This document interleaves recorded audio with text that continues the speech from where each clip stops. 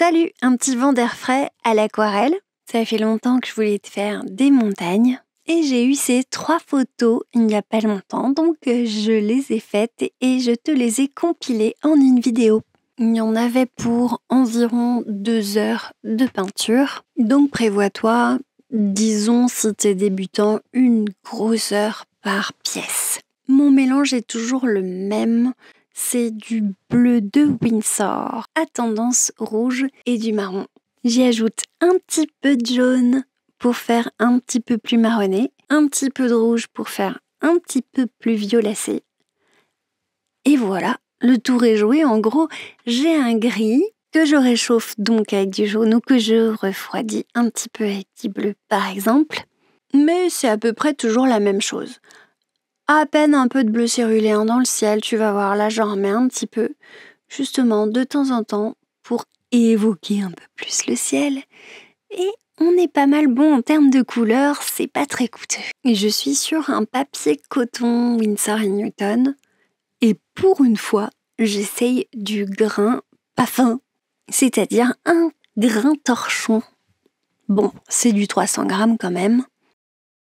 Et ma première couche de ciel, elle est très très vite faite puisque j'ai même pas mouillé au préalable.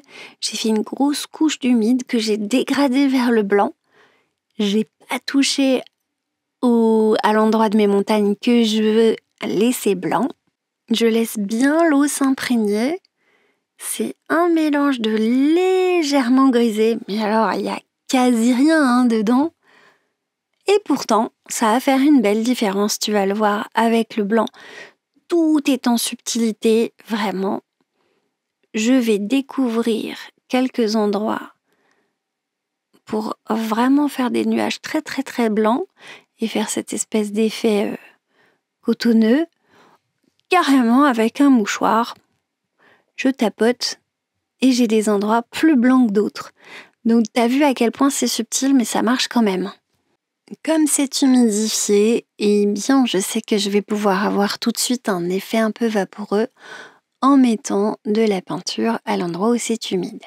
Je repasse bien entre les montagnes parce que je sais que celle de devant, il me faut du net, et celle de derrière, je vais pouvoir être un petit peu plus dans le brouillard parce que ça commence déjà entre les 2 montagnes. Tu vois, celle de devant et de derrière, et celle de derrière, elle est encore plus dans l'ombre, dans la brume. En gros, la technique, c'est quelque chose d'assez costaud que je vais mettre dans l'humide et qui va s'étendre.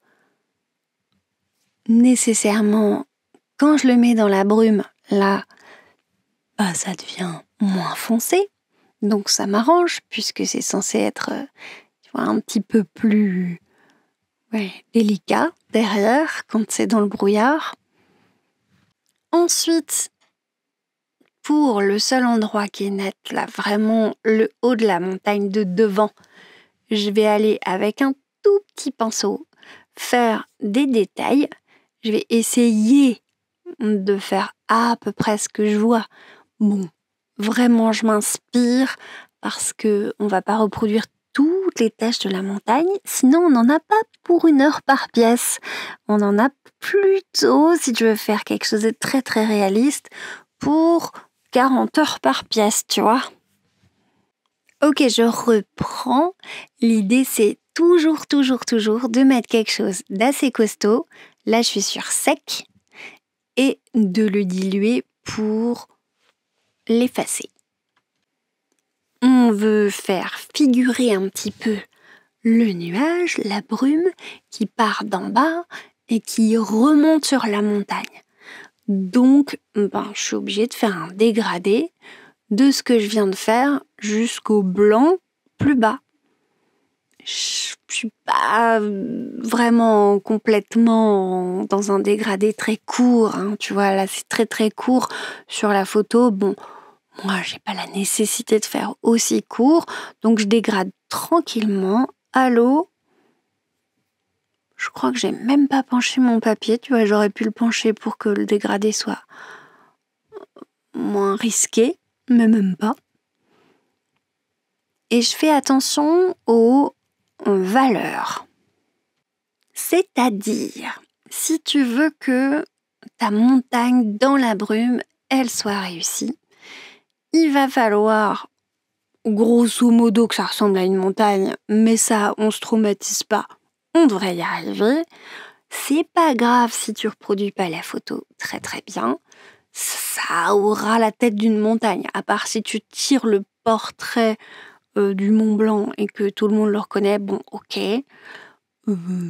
Mais grosso modo, si tu t'entraînes sur n'importe quelle montagne et que tu t'en fiches, normalement, c'est pas la peine de faire trop de détails. Ou en tout cas, de t'embêter vraiment avec la composition pour qu'on reconnaisse la montagne. Bref, du coup, revenons à la technique, les valeurs. Je veux du blanc. Oui, je veux du très foncé et je veux du entre les deux. C'est hyper important d'avoir au moins ces 3 valeurs. C'est beaucoup mieux si tu en as 4, c'est-à-dire du 2 entre les deux, très différent, du moyen moyen foncé et du moyen clair en fait. Et c'est important de les superposer pour la montagne. Je vais avoir le plus clair en dessous, bien sûr, le moyen par-dessus, le plus foncé par-dessus, mais je les dispose pas nécessairement dans cet ordre. Normalement, on va à l'aquarelle, du plus clair au plus foncé, mais ça me fait des petits endroits humides et je vais en profiter pour mettre un petit peu de foncé dedans qui va devenir en fait moyen parce que ça va se diluer. Voilà. En fait, je veux des taches qui vont du un peu gris-marron ou un peu gris-bleu et puis du noir qui va venir rythmer un tout petit peu tout ça. Si t'as pas ces 3 valeurs, tu vas avoir une montagne toute plate qui va faire fausse parce que on n'aura vraiment pas l'impression qu'il y a du volume. Donc c'est hyper important, cette histoire de valeur, c'est ce qui fait que c'est réussi. Donc 2 trucs pour que là, ta montagne dans la brume, elle soit réussie. Vraiment des beaux dégradés vers le blanc, assez court quand même, sinon c'est pas de la brume, et les 3 valeurs. Ok ? Moi, j'ai un tout petit pinceau numéro 2, c'est facile pour moi de contrôler mon eau. Évidemment, si tu vas dans le détail comme je le fais là, je te conseille de faire pareil. Et c'est pas nécessairement une marque de foufou. Là, j'ai un petit Da Vinci numéro 2. Ça me va très très bien. Si tu veux aller, comme moi aussi, dans quelque chose de assez réaliste, même si c'est rapide, c'est quand même un petit peu important de faire gaffe, quand je te dis valeurs claires, à avoir des vraies valeurs claires. Le ciel, il a l'air de rien, là, comme ça, mais quand je vais enlever le scotch, on va vraiment voir du blanc autour et tu comprendras à quel point c'était sympa d'avoir quelque chose de très délicat, parce que de loin, ça compte. Ok, rien de fou, je te laisserai suivre la photo. Comme je t'ai dit, j'ai pas suivi totalement, juste un petit peu d'inspiration. C'est quand même plus fastoche quand on se réfère à la photo pour faire quelque chose de vraisemblable, on va dire, si ce n'est pas ressemblant. Donc, j'avance de foufou, je te laisserai te débrouiller. Je sais, je suis cruelle, mais je vais parler technique un petit peu sur les 3 rapidement. Et voilà, j'espère que ça te plaira quand même si je fais pas un pas à pas de 3 heures. Donc là, c'est très répétitif. De temps en temps, je passe un petit peu de refoncé par-dessus mon foncé. Tu vois que moi, ça me fait quand même une belle range de valeurs là. C'est quand même pas mal. J'essaie des trucs avec ma montagne de derrière. Bon, j'aurais été bien sans, je pense. Juste celle de devant et celle de derrière étaient très bien. Par contre, j'aime bien les valeurs là que j'ai mis. De loin, ça se voit, tu vois, quand tu recules tout de suite, ça se voit, c'est pas mal. Après là, on se fait une deuxième couche de ciel. J'aime bien le faire en 2. Et tu vois, j'ai fait une auréole en haut, à droite du ciel. C'est pas grave. Mais je m'en fiche. C'est pas grave. Il faut que tu fasses pareil, hein. On n'est pas perfectionniste, on s'entraîne. Je t'ai fait un petit tuto montagne, c'est pas pour que tu te traumatises, tu fais pas exactement pareil que la photo. On s'inspire. Donc, moi je veux vraiment ce blanc de la montagne, de devant, qui ressort. Donc je continue de le contourner et je vais remettre ce qu'on appelle par-dessus tout ça un glacis, c'est-à-dire une couche très transparente qui va venir en superposition du reste. Je reviens chercher mon bleu de céruléum, là tu vois, ça me permet d'évoquer un ciel, mais de confondre un petit peu la brume et le ciel, c'est pas mal du tout. Je repasse, oui madame, sur ma montagne, parfaitement avec le bleu. C'est pas grave, c'est confondu, c'est des nuages, tout va bien. Ça se grise un petit peu en plus avec mes mélanges. Donc c'est pas mal, moi je trouve que ça fait bien ressortir, je suis contente de l'avoir fait ça. Ah, les jurys accélèrent, j'ai mis un petit peu de gris ça et là dans l'humide, j'ai laissé complètement s'imprégner. Je suis redescendue un peu sur le bas de la montagne sans toucher au blanc. J'ai dégradé et j'ai mon effet brumeux. Et pourquoi c'est intéressant, madame, qu'on refasse une autre montagne tout de suite après, dans la même vidéo? Je trouve que c'est très instructif. Je l'ai fait dans cet ordre-là, celle d'avant en premier et celle-là après. Le troisième, je l'avais fait en premier en fait, mais il est pas mal dur, donc je préfère commencer comme ça a une logique pédagogique. Je commence par la petite colline, celle qu'on voit bien quand on plisse les yeux. Là, on se rend bien compte que la valeur, elle est moyenne, c'est une vraie valeur moyenne. Donc, je vais la poser. N'aie pas trop peur de tes valeurs, hein. C'est sûr que c'est du blanc, mais va pas t'imaginer que c'est du blanc, tu vois ce que je veux dire? Tu fixes pas sur le fait que ce soit du blanc, sinon, t'aurais du blanc partout et tu pourrais pas vraiment distinguer quoi que ce soit. Il faut que tu montres les volumes et tu es obligé pour ça de faire des valeurs qui, toi, te sembleront peut-être au début un peu fortes.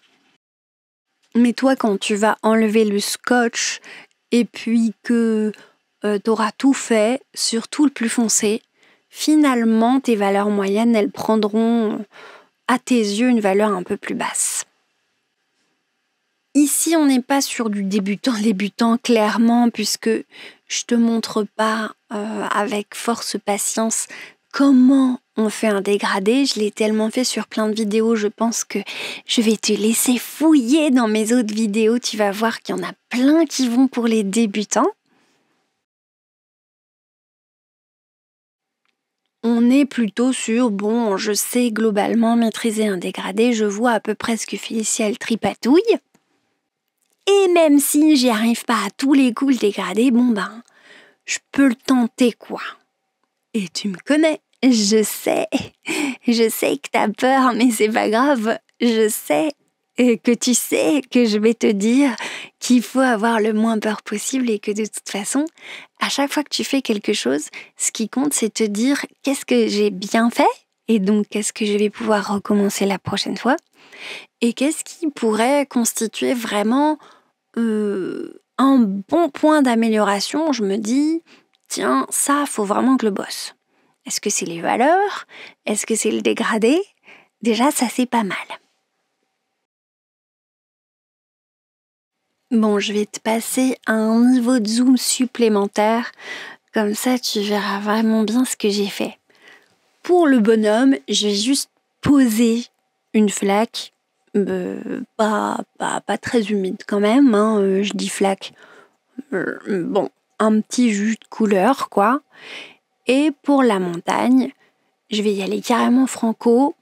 C'est encore humide en haut, ça m'arrange, c'est pareil, parce que ça doit partir vers le haut cette fois, et non pas vers le bas, en dégradé par rapport à la première montagne. Et donc, ça m'arrange que ce soit déjà humidifié en haut. Puisque je mets une couleur assez forte, avec très peu d'eau, sinon ça va tu vois, partir en flaque dans une flaque. Quelque chose de ouais, pas crémeux, hein, quand même. Mais je mets ça dans l'humide, donc je m'attends à ce que ça s'étende. Donc quelque chose d'un peu qui se tient, tu vois, comme couleur. Plus je vois que ça sèche et plus je peux être subtile. Je sais que ça va pas s'étendre partout et que ça va garder une certaine forme. J'essaye d'indiquer l'endroit vers lequel se tendent les montagnes. Je trouve ça mieux pour indiquer un volume. Vérifie surtout que tu es encore humide à l'endroit où tu veux faire ça avant de te faire. Parce que ça ne fera pas du tout le même effet, évidemment, si c'est pas humide en haut. Donc si c'est pas uniforme, tu vas réalimenter la flaque. Tu vas remettre de l'eau dedans jusqu'à ce que tu aies l'impression que ça brille un peu pareil partout. Si c'est pas pareil brillant partout, c'est pas bon, ça va faire des flaques bizarres et partir en zigouigoui. Ça on veut pas. Donc uniformise quand même ta flaque, réhumidifie s'il faut, et quand tu réhumidifies, soit tu bouges ta toile, soit tu bouges l'eau un petit peu partout avec une brosse. Ok, je passe ensuite très très vite sur cette première couche qui est très floue.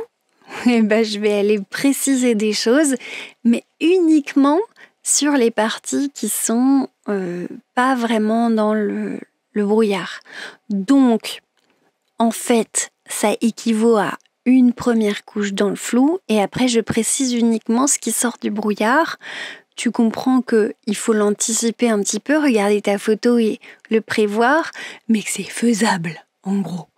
Donc je fais des détails en m'inspirant, encore une fois, de la photo et en me disant ok, comment c'est foutu une montagne, comment est-ce que je vais faire pour faire un peu un même pattern.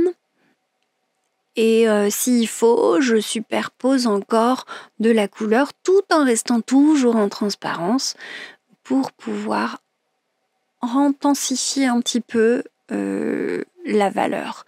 Comment je sais qu'il faut intensifier? Je plisse les yeux, je regarde ma photo, je regarde les valeurs, je vois bien qu'il y a des parties qui sont beaucoup plus foncées, donc je vais quand même aller les intensifier, par exemple. Là, j'avais pensé un peu en négatif, tu as vu, je suis allée reprendre un petit peu le bord de ma montagne pour qu'il y ait de la neige dessus, en remettant du brouillard plus foncé au bord. Et bien sûr, après, je dégrade. Donc pour dégrader, je sais, c'est pas facile, faut s'entraîner.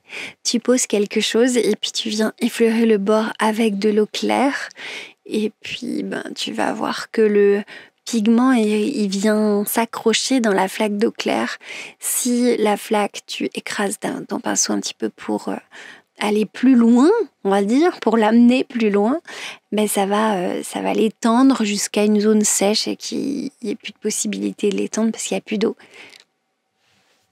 Je me rends compte que c'est pas facile à t'expliquer comme ça. Je te dis, je l'ai fait plein de fois, donc hésite pas à fouiller un petit peu. Sinon, je te ferai quelque chose. Demande-moi dans les commentaires si tu veux un tuto spécial dégradé. L'idée, c'est pas de réussir des dégradés de grands aplats, etc. C'est vraiment de savoir bien dégrader une zone. Tu le vois sur le bleu, là, je pose le bleu et après, j'écrase mon pinceau autour du bleu avec de l'eau claire. Voilà. C'est très, très simple dans l'absolu quand tu y arrives. Une fois, tu y arrives pour toujours et c'est ça qui est bien. Mais c'est long à maîtriser la première fois et à bien comprendre au début comment mettre trop d'eau, pas assez d'eau, etc. C'est vraiment le truc à savoir, le skill de foufou qui va te permettre de faire énormément de choses, des belles peaux en portrait, des beaux paysages avec du brouillard. C'est cette espèce d'astuce du dégradé parfait. Ok, je t'ai zoomé pour le petit bonhomme parce que je me suis amusée à le faire. Honnêtement, il était pas mal celui-là. Ouais, et je l'ai bien aimé. Bon, pas d'astuce là-dessus. T'as vu, je l'ai fait vraiment en une fois.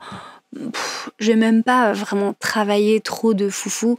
J'ai pas fait de grosses fusions entre les trucs. J'ai fait un truc classique, quoi.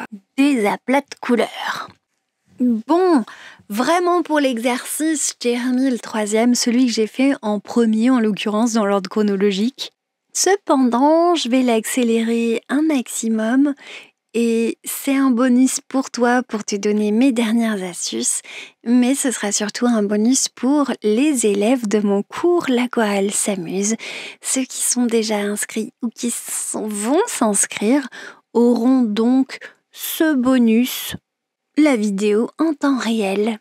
La différence principale, notamment avec le premier, c'est que j'ai mouillé l'ensemble de la feuille avant de commencer. Bah oui, là vraiment j'avais du nuage partout, j'avais besoin de poser mes ombrés et j'ai posé quelque chose d'un peu plus light devant, un peu plus léger que ce que c'est en réalité sur la photo, en tout cas ce qu'on voit à l'écran là. Mais j'aime mieux, je voulais que ce soit un peu délicat. Bon, les deux se défendent honnêtement. Et après, tu vas aller du plus flou vers le moins flou et c'est ça qui va faire l'effet montagne brumeuse. Comme je te l'ai dit tout à l'heure, l'astuce c'est de rajouter pour une partie du mélange quelque chose d'un peu plus rouge et jaune. Donc, pour tendre vers le marron dans ton gris et on a du marron devant et pour la montagne qui est plus à l'arrière, je vais aller plus dans le bleu parce que traditionnellement, plus on s'éloigne, plus c'est bleu et ça fait un petit effet lointain qui est pas mal. Donc, j'ai marronné volontairement cette montagne. Pense quand même à le faire, même si c'est pas comme sur ta photo, pour en tout cas une partie de ta montagne. Pourquoi ? Parce que quand tu fais quelque chose justement d'un seul tenant, d'une seule couleur, on a, voilà, comme tout à l'heure je le disais, quelque chose, je trouve, perso, moi d'un petit peu moins naturel, quoi. Moins il y a de variations et plus c'est stylisé.